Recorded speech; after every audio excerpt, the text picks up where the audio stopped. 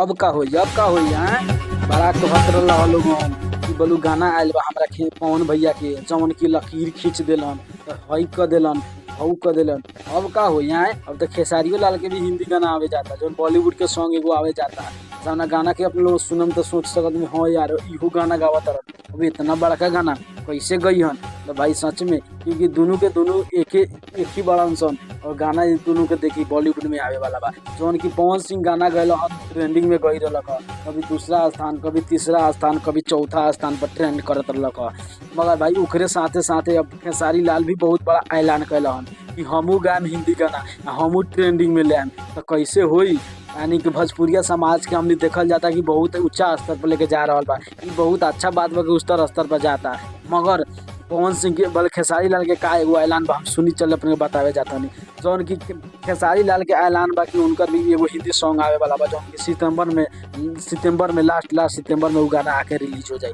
सवना गाना के अपने सोच सकते हैं कि कौना गायकार संगे यानी कि कौना एक्टर संगे आई बॉलीवुड के। तो ये एक्टर का हम नाम बताया जाता है कि जरीना खान जौन अपने लोग जाना तो हम जरीना खान एगो इतना बॉलीवुड के अभिनेत्री बाड़ी जौन की बहुत बड़ा का एगो एक्टर बाड़ी उनका साथ इनकर गाना आवे वाला बा।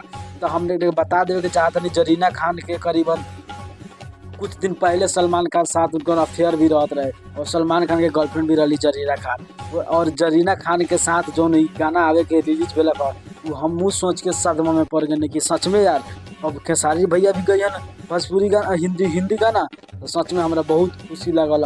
और ये खुशी तो काहे ना लगी काहे से कि आदमी तो लकीर खींचबे कैलन पवन सिंह अब इहो कुछो खींचत जले ना खींचे तो थोड़ा ही कुछ होए वाला बा भोजपुरी में।